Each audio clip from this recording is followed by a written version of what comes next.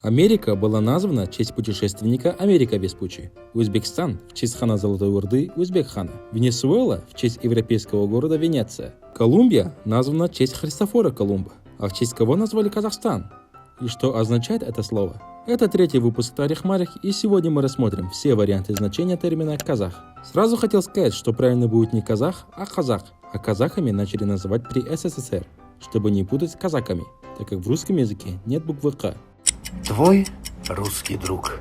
Ну, знаешь, у меня друг был, он с Костаная, в Костанае жил, да, он, помню, по студенчеству нам козы привозил. Коза. Ну, конину, короче, да.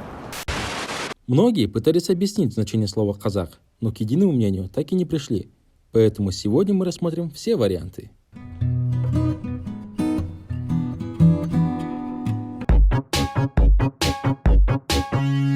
I have a sock. I have a qas.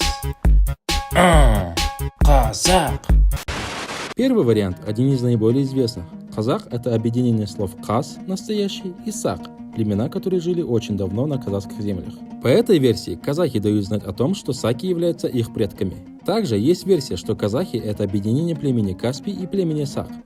Племя Каспий проживали на берегу Каспия, и про них писали такие историки, как Геродот и Дионисий Галикарнасский.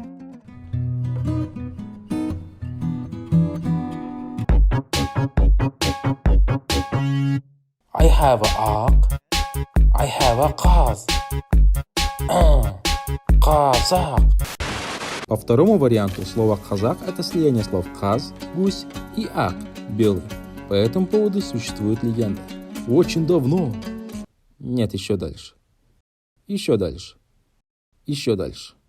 Еще дальше. Вот здесь. Очень-очень давно один батыр был тяжело ранен в бою и остался умирать один в степи.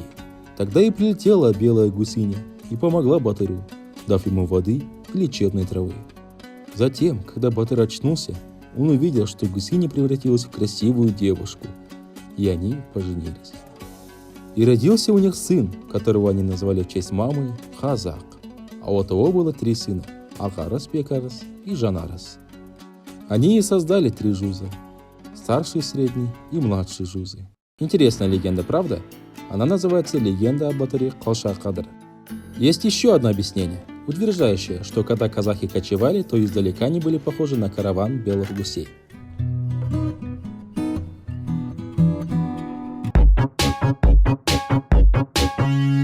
I have an orc. I have an orc. Кос-орк. А этот вариант маловероятный. Казах – это кос-ок, переводится как 2 пули. А так как в то время пуль не было, то пули – это стрелы. Кстати, 2 стрелы являются эмблемой кыпчаков.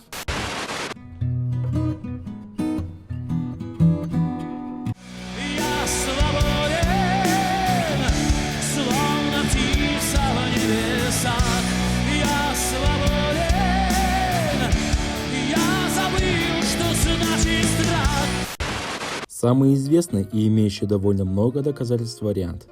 В восточной дешты Кыпчаки слово «казак» в 9 и 10 веках употреблялось в социальном смысле и означало группу людей, ведущие вольный образ жизни. А в арабо-тюркском словаре 13 века казахом называют вольного человека, то есть человека, который отделился от своего хана, рода, племени. Кстати, по одной из версий, когда Кирей и Жанибек отделились от Абулхаир-хана, то их называли узбек-казахами, то есть группа людей, которые ушли от узбекского ханства. Почему узбекского? Потому что Абулхаирское ханство по-другому называли узбекским ханством.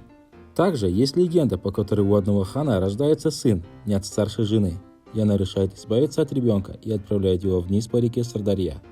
Ребенка находит старый бедный рыбак. Ребенок был пестрым, и в честь этого его назвали Алаша. В итоге он вырастает умным, мудрым и храбрым. Услышав это, хан отправляет за ним 300 воинов, чтобы вернуть своего сына. Но они решают остаться вместе с Алаша и превозглашают его своим ханом. Они вели вольный образ жизни и назвали себя из-за этого казахами. Кстати, эти 300 воинов и создают 3 жуза. Жуз переводится как 100. Таким образом, мы видим, что казах вначале имел социальное значение и только потом этническое.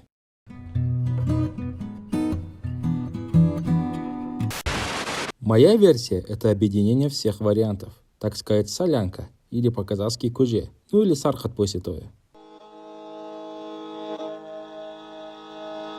Ну что, как назовем наш народ? А давай казахи, ведь казах означает свободный, а мы свободный народ. Да, а еще казак — это кассак, то есть истинный исаки. Есть еще легенда о гусыне, которая спасла жизнь Батыру. А как мы кочуем-то? Единым рядом, прям как белые гуси. А еще есть легенда про Алашахана. Ну, раз так много причин назвать нас казак, то давай назовемся казак. Подождите, а почему мы в 15 веке и разговариваем на русском языке? Ну, просто нас так автор озвучивает. Тогда пусть этот автор возьмет первый выпуск, озвучит его на казахском и выпустит на следующей неделе. Понял, автор? Понял, стимс. Молодец. Также есть еще несколько интересных легенд. Их я буду выкладывать на канале в записях. Найти можно будет их в графе сообщества. Да и вообще, там я выкладываю интересные факты, так что подпишись, чтобы не упустить. А следующий выпуск будет про то, как казахское ханство оказалось под Россией. И еще, не забудь поддержать канал и подписаться, поставить лайк, оставить коммент, надеть подштанники, хорошо питаться, нормально высыпаться и жатарда сииб жатуга.